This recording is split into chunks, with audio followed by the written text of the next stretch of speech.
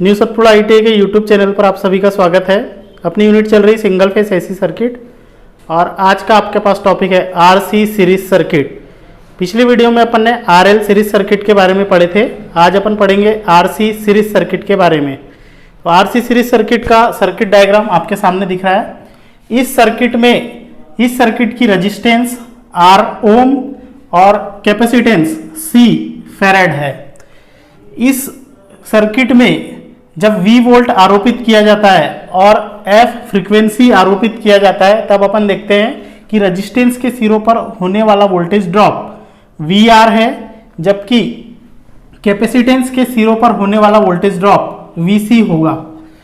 जब इस RC series circuit को साथ में सीरीज में कनेक्ट किया जाता है और यहाँ से सोर्स के द्वारा जब I करंट फ्लो किया जाता है, तो अपन देखते हैं कि रेजिस्टेंस के सिरों पर भी जो है I करंट फ्लो होती है, वैसे ही कैपेसिटर के सिरों पर भी I करंट फ्लो होती है, क्योंकि दोनों आपस में सीरीज में जुड़े हुए हैं, जबकि दोनों में वोल्टेज का ड्रॉप हो रहा है। जब अपन सिंगल या प्योर रेजिस्टिव सर्किट पढ़े थे, उस समय अपन ने वेक्टर डायग्राम से देखे थे कि जो रेजिस्टेंस के सिरों पर होने वाला वोल्टेज ड्रॉप है, जिसको अपन VR नाम दे रहे हैं, तो VR और जो I है दोनों इन फेज रहते हैं, मतलब दोनों के बीच में जो फेज डिफरेंस होता है वो होता है 0 डिग्री। इसका मतलब है कि दोनों एक साथ चलते हैं VR और I के रूप में। उसी प्रकार जब अपन ने प्योर कैपेसिटिव सर्किट पढ़े थे, तब देखे थे कि वोल्टेज और करंट के बीच में जो फेज डिफरेंस है वो 90 डिग्री आ रहा था, और जिसमें जो करंट है वो वोल्टेज से 90 डिग्री लीड कर रही थी, मतलब करंट आगे चल रही थी जबकि वोल्टेज पीछे चल रहा था। जब दोनों को आपस में सीरीज में जोड़ दिया गया, तब दोनों वेक्टर डायग्राम का जो है वेक्टर समेशन बनेगा या वेक्टर योग बनेगा, जो आपको इस डायग्राम के द्वारा नजर आएगा। तो सबसे पहले ये दोनों डायग्राम को जोड़कर इस वेक्टर डायग्राम को बनाया गया। तो अपन देखते हैं कि जो VR और I है दोनों सेम लाइन पर चल रहे थे, तो यहाँ पर भी देखो VR और I जो है दोनों सेम लाइन पर चल रहे हैं, जबकि जो आपका VC था वो करंट से 90 डिग्री लैग कर रहा था या पीछे था। उसी प्रकार यहाँ पर VC देखो इस करंट से 90 डिग्री पीछे हैं, लेकिन जब दोनों को आपस में सीरीज में जोड़ दिया गया तो देखते हैं कि दोनों का जो टोटल वोल्टेज है या सोर्स के द्वारा दिया जाने वाला वोल्टेज है वो एकदम करंट से 90 डिग्री लैग नहीं कर पाता।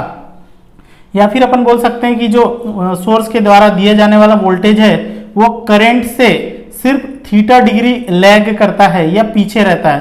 तो यहाँ पर आपका जो मेन वाला वोल्टेज है वो ये बीच वाली लाइन दिख रही है, और जो मेन करंट है वो आपकी यहाँ पर दिख रही है। इसको अगर अपन अलग से बनाया जाए तो वो कुछ इस प्रकार से होगा। यहाँ पर आपकी करंट दिखेगी और यहाँ पर आपका वोल्टेज होगा, टोटल वोल्टेज या सोर्स के वोल्टेज को अपन नाम दे रहे हैं, जो एक दूसरे से थीटा डिग्री फेज डिफरेंस पर होगी। और यहाँ पर भी जो करंट होगी वो वोल्टेज से लीड ही करेगी, मतलब वोल्टेज पीछे रहेगा और करंट आगे रहेगा। तो अब अपने को इस सर्किट के द्वारा इस वेक्टर जो आपका डायग्राम बना है, इनके द्वारा अपने को ये जो टोटल वोल्टेज है जो V बराबर I इंटू जेड के बराबर होता है, जहां पर I करंट है जबकि Z इंपीडेंस है, इसका कैलकुलेशन करना है। टोटल V का कैलकुलेशन करना है, फिर I को निकालना है, इस सर्किट के पावर का कैलकुलेशन करना है, पावर फैक्टर का कैलकुलेशन करना है, और जो भी इंपॉर्टेंट टर्म्स आएंगे उसके बारे में अपन डिस्कस करेंगे। तो टोटल वोल्टेज V है, इसका कैलकुलेशन करना है। जब वेक्टर समेशन यहाँ पर लगाया जाता है तो देखते हैं कि जो टोटल वोल्टेज है या जो सोर्स का वोल्टेज है, या जिसको पोटेंशियल डिफरेंस या इलेक्ट्रिक प्रेशर भी नाम दे सकते हैं, ये टोटल वोल्टेज V स्क्वायर बराबर हो जाएगा आपका इस रेजिस्टेंस के सिरों पर होने वाला वोल्टेज ड्रॉप, मतलब VR का स्क्वायर, प्लस इस कैपेसिटेंस के सिरों पर होने वाला वोल्टेज ड्रॉप जिसको अपन ने VC नाम दिए, VC स्क्वायर, इसके योग के बराबर होगा। तो सबसे पहले अपने को इस VR की क्या वैल्यू होगी इसको कैलकुलेट करना पड़ेगा, VC की क्या वैल्यू होगी इसको कैलकुलेट करना पड़ेगा। तो जो आपका VR है, VR का मतलब है रेजिस्टेंस के सिरों पर होने वाला वोल्टेज ड्रॉप। तो किसी भी कंपोनेंट्स के सिरों पर यदि अपने को वोल्टेज ड्रॉप को निकालना है तो दो चीजों की आवश्यकता पड़ती है। एक तो उस कंपोनेंट के करंट को और उस कंपोनेंट में जो प्रतिबाधा या जो रुकावट उत्पन्न होगी उसको कैलकुलेट किया जाता है। तो सबसे पहले वी आर बराबर देखेंगे, मतलब रेजिस्टेंस के सिरों पर होने वाला वोल्टेज ड्रॉप। तो रेजिस्टेंस के सिरों पर वोल्टेज ड्रॉप को निकालने के लिए रेजिस्टेंस के सिरों पर बहने वाली करंट आई, और इस सर्किट में या रेजिस्टेंस में जो है आपका आर ई हो जाएगा। तो यहाँ पर वी आर बराबर आई इंटू आर हो जाएगा। उसी प्रकार जब अपन कैपेसिटेंस के सिरों पर निकालते हैं तो यहाँ पर आई आ जाएगा, और कैपेसिटेंस के सिरों पर जो रुकावट आती है वो कैपेसिटिव रिएक्टेंस के कारण आती है, जिसको नाम दिया जाता है एक्स सी से। तो यहाँ पर वी सी बराबर हो जाएगा आई इंटू एक्स सी, जहाँ पर एक्स सी जो है कैपेसिटिव रिएक्टेंस है। अपन ने पहले भी पढ़ चुके हैं कि एक्स सी बराबर हो जाता है आपका 1/2 पाई एफ इंटू कैपिटल सी, जहाँ पर एफ जो है इस सर्किट की फ्रीक्वेंसी है या सोर्स के द्वारा दी जाने वाली फ्रीक्वेंसी, और जो सी है वो कैपेसिटेंस है, जहाँ पर फ्रीक्वेंसी की इकाई हर्ट्ज या साइकिल प्रति सेकेंड है। उसी प्रकार कैपेसिटेंस की इकाई फैराड में ली गई है। यह है आपका एक्स सी। ये दोनों वैल्यू को वी आर और वी सी की वैल्यू को जब अपन इस इक्वेशन में रखते हैं, इस इक्वेशन को यदि नाम दे दिया गया इक्वेशन नंबर 1, तो वी आर और वी सी की वैल्यू को अपन यहाँ पर कैलकुलेट करेंगे, जिसके द्वारा अपन इम्पीडेंस को निकालने की कोशिश करेंगे। इम्पीडेंस मतलब कैपिटल जेड। इक्वेशन 1 में वी आर और वी सी की वैल्यू को रखने पर यहाँ पर अपन देखते हैं कि वी आर बराबर था आपका आई इंटू आर, और यहाँ पर स्क्वायर लगा हुआ है, मतलब यहाँ पर भी स्क्वायर आ जाएगा, प्लस वी सी की वैल्यू थी आपकी आई इंटू एक्स सी, तो इसका भी स्क्वायर हो जाएगा, और ये हो जाएगा आपका वी स्क्वायर के बराबर। यहाँ से जब इसको खोला जाता है तो देखते हैं कि यहाँ पर हो जाएगा आपका I square into R square plus I square dot X C का स्क्वायर। ये दोनों में से जब आई स्क्वायर को कॉमन निकाला जाता है तो यहाँ आपका हो जाएगा आई स्क्वायर, कोष्टक में बचेगा आपके पास are square plus X C का स्क्वायर, कुछ इस प्रकार से बचेगा, और ये आपका है वी स्क्वायर के बराबर। दोनों पक्षों में जब वर्गमूल लिया जाता है तो वर्गमूल लेने पर जो है स्क्वायर से वर्गमूल कट हो जाता है और यहाँ पर सिर्फ आपका v बच जाता है। और यहाँ पर जब अपन वर्गमूल लेते हैं तो कुछ इस प्रकार से यहाँ लिख सकते हैं अपन इसको, आई स्क्वायर कोष्टक में are square plus X C का स्क्वायर। v बराबर जैसा कि अभी अपना आया था आई स्क्वायर कोष्टक में are square plus X C का स्क्वायर।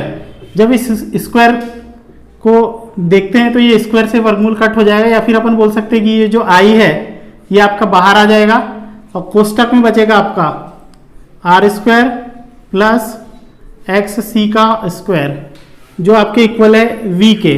जब i का ट्रांसफर इस साइड किया जाता है, मतलब यहाँ पर हो जाता है आपका v अपॉन आई बराबर under root R square plus X C का स्क्वायर। तो ये जो v अपॉन आई है ये z के बराबर होता है। z मतलब इम्पीडेंस, तो z बराबर आपका हो जाएगा under root R square plus X C का स्क्वायर। ये जो z है ये इस सर्किट का इम्पीडेंस है, जो इस प्रकार से आएगा are square plus X C का स्क्वायर के बराबर। आरसी सीरीज सर्किट में यदि आपको I निकालना है तो I बराबर हो जाएगा आपका V अपॉन जेड, जहाँ पर Z की वैल्यू को रखा जा सकता है, मतलब V अपॉन अभी अपन ने Z की वैल्यू को निकाले थे are square plus X C का स्क्वायर। ये आपकी I की वैल्यू निकल जाएगी। उसी प्रकार यदि आपको पावर निकालना है तो पावर के लिए आपका बेसिक फॉर्मूला जैसे लेते हैं अपन V dot I dot cos theta, जहाँ पर V सोर्स का वोल्टेज, I सोर्स करंट, जबकि कॉस थीटा इस सर्किट की पावर फैक्टर होगी। पावर फैक्टर को अपन निकाल सकते हैं कॉस थीटा बराबर R अपॉन जेड के हिसाब से, तो जहाँ पर R आपके पास कैलकुलेट है ही, और Z की वैल्यू को अपन ये रख सकते हैं under root R square plus X C के स्क्वायर। मतलब इसको अपन ऐसा भी लिख सकते हैं R upon under root R square plus X C का स्क्वायर। तो ये कैलकुलेशन के लिए आप कुछ इस प्रकार से कॉस थीटा की वैल्यू को निकाल सकते हैं, जो 0 से 1 के बीच में आती है, लेकिन पावर फैक्टर की क्या प्रॉपर्टी है ये भी देखना आपके लिए बहुत जरूरी है। ये मतलब इस सर्किट का पावर फैक्टर यूनिटी है, लैगिंग है, लीडिंग है या 0 पावर फैक्टर है, ये आपको समझ में आता है वेक्टर डायग्राम के हिसाब से। आरसी सीरीज सर्किट का पावर फैक्टर निकालने के लिए सबसे पहले मैं इसका जो वेक्टर समेशन करने के बाद जो डायग्राम बन रहा था वेक्टर डायग्राम, उसको मैं बनाता हूं ताकि आपको पावर फैक्टर इजीली समझ में आ जाए। तो यहाँ पर अपन देख रहे थे कि इस सर्किट की टोटल करंट आई थी और इससे थीटा डिग्री पीछे आपका इस सर्किट का जो है टोटल वोल्टेज था। तो इस कंडीशन में अपने को समझ में आ रहा था कि जो आई है वो लीड कर रही है वी से, और जब भी किसी एसी सर्किट में करंट वोल्टेज से लीड करती है, इसका मतलब है कि उस सर्किट का पावर फैक्टर जो है आपका लीडिंग प्रॉपर्टी का हो जाता है। तो आरसी सीरीज सर्किट का जो पावर फैक्टर है वो लीडिंग प्रॉपर्टी का होगा, क्योंकि यहां पर करंट वोल्टेज से थीटा डिग्री आगे है। आरसी सीरीज सर्किट का टोटल सारांश देख लेते हैं कि इस सीरीज सर्किट में अपने लिए क्या ज़्यादा इंपॉर्टेंट है। तो सबसे पहला पॉइंट आएगा यहाँ पर जो टोटल वोल्टेज होता है वो वी आर मतलब रेजिस्टेंस के सिरों पर होने वाले वोल्टेज ड्रॉप और कैपेसिटेंस पे होने वाले वोल्टेज ड्रॉप के वेक्टर समेशन के बराबर होता है। दूसरा पॉइंट अपन यहाँ पर देख सकते हैं कि जो इस सर्किट का इम्पीडेंस है मतलब जेड, ये आपका हो जाएगा √R² प्लस एक्स सी के स्क्वायर के बराबर। तीसरा पॉइंट अपन यहाँ पर देख सकते हैं कि जो टोटल करंट है I बराबर V/Z के बराबर होगी। चौथा पॉइंट अपन देख सकते हैं कि इस सर्किट को यदि पावर निकालना है तो W बराबर आपका हो जाएगा V × I × cos थीटा। ये आपकी एक्टिव पावर को दिखाएगा।